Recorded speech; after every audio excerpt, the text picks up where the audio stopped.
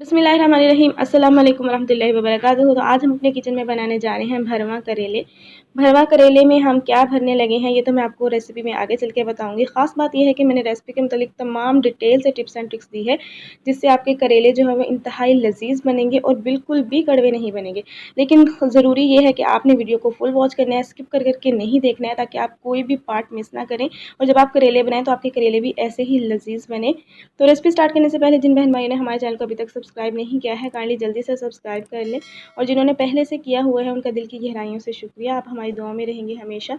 तो आज की ये मज़ेदार सी रेसिपी स्टार्ट करते हैं। उसके लिए हम ले लेंगे यहाँ पे ऑयल को मैंने हल्का सा गर्म कर लिया है। इसमें हम डाल देंगे ये करेले। तो करेलों को मैंने छील के नमक लगा के 15 मिनट के लिए धूप में रख दिया था। तो उसके बाद मैंने इनको अच्छे से रगड़ रगड़ के वॉश कर लिया, ताकि इनका सारा नमक जो है वो निकल जाए। करेलों को नमक लगा के धूप में रखना बहुत ज़रूरी है, इससे करेले की कड़वाहट में कमी आती है। तो यहाँ पे अब हम करेलों को फ्राई कर लेंगे। करेलों को बहुत ज़्यादा फ्राई नहीं करना है, बस इतना फ्राई करना है कि इसके ऊपर हल्का सा गोल्डन कलर आ जाए या इसका कलर चेंज हो जाए, बस इतना ही इनको फ्राई करना है। और करेलों को हम स्टार्ट में फ्राई क्यों कर रहे हैं, इसकी क्या ख़ास वजह है, ये मैं आपको आगे चल के बताऊँगी। तो इसमें यहाँ पर हम करेलों को बाहर निकाल लेते हैं और बाकी के करेलों को भी बिल्कुल सेम इसी तरह फ्राई कर लेते हैं। करेलों को हमने फ्राई कर लिया है, तो अब हमें इसके भरने के लिए मिक्सचर तैयार कर लेंगे। तो उसके लिए मैंने यहाँ पे मूंग दाल ली है, जिसको मैंने नमक डाल के थोड़ा सा नमक डाल के उबाल लिया और इसको इस तरह दरदरा सा पीस लिया। याद रहे कि आपने इसका फाइन पेस्ट नहीं बनाना है, वो फिर करेले के अंदर अच्छा नहीं लगेगा, बल्कि आपने इसको दरदरा सा पीसना है। और याद रहे पीसते हुए आपने इसके अंदर पानी बिल्कुल भी शामिल नहीं करना है, इसको ऐसे ही पीसना है। रुक रुक के आप मशीन को चलाएंगे तो इस तरह दरदरा सा पीसा जाएगा, या आप इसको कूट भी सकते हैं। अगर दाल अच्छी से उबली हुई हो तो बहुत आसानी से कूटी जाती है। अब हम इसके अंदर ऐड कर देंगे 1 कटोरी भर के प्याज। प्याज़ों को हमें बिल्कुल फाइन चॉप करके इसके अंदर ऐड करना है। उसके बाद हम ऐड कर देंगे 3 से 4 क्रश की हुई हरी मिर्चें।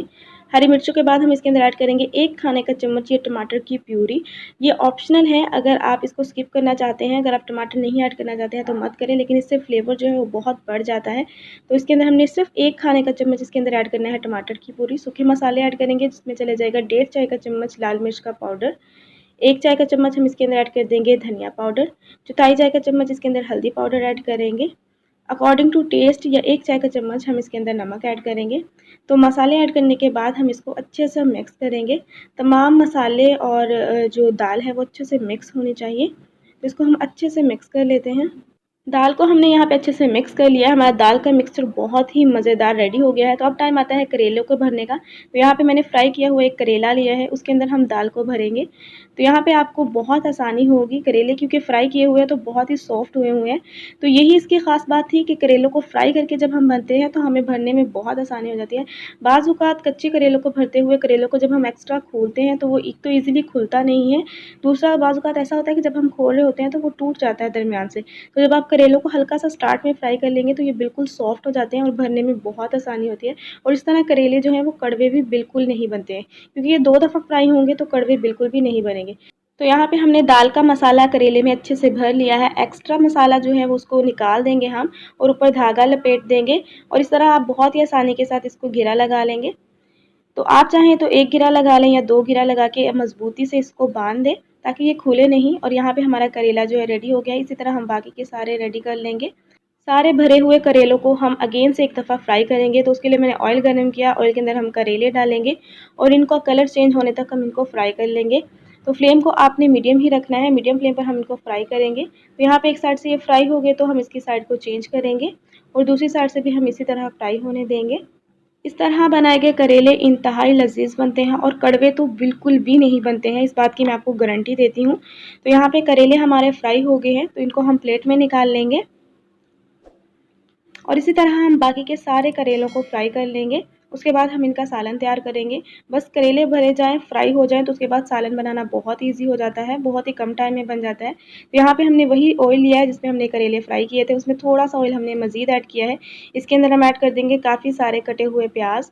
तो जितना आपको मसाला बनाना हो उतना प्याज आप काट के इसके अंदर डाल दीजिएगा। प्याज ऐड करने के बाद हम प्याज़ों को फ्राई करेंगे। यहाँ पे हमने प्याज़ों को गोल्डन ब्राउन नहीं करना है, सिर्फ हल्का सा सौटे करना है। जैसे ही हमारे प्याज़ों का कच्चापन ख़त्म हो जाएगा, हम इसमें डाल देंगे कटे हुए टमाटर और 3 हरी मिर्चें। ये डालने के बाद हम इसके अंदर सूखे मसाले ऐड करेंगे। तो सबसे पहले हम इसके अंदर ऐड करेंगे नमक हस्बे ज़ायक़ा।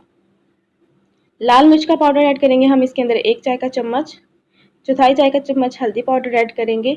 1 चाय का चम्मच हम इसके अंदर धनिया पाउडर ऐड करेंगे और थोड़ा-सा हम इसके अंदर पानी ऐड करेंगे, मसाले हमारे जल ना जाए इसके लिए।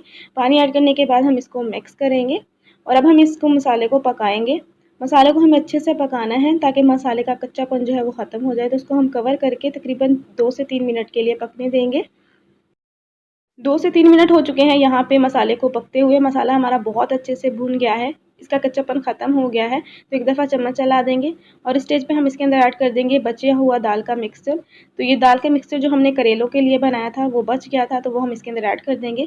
इससे हमारे करेले मज़ीद टेस्टी बनेंगे। ना सिर्फ करेलों के अंदर दाल का फ्लेवर आएगा बल्कि मसाले के अंदर भी हमें इसका फ्लेवर आएगा। तो यहाँ पे हमने दाल को अच्छे से मिक्स कर लिया है। इसके अंदर हम ऐड कर देंगे फ्राई किए हुए करेले।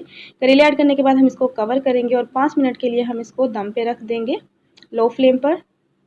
5 मिनट हो चुके हैं यहाँ पे करेलों को दम पे रखे हुए, तो हम इसका दम खोलते हैं। फ्लेम को हमने ऑफ कर दिया है, ढक्कन उठाएंगे और हमारे मज़ेदार से भरवा करेले रेडी हैं।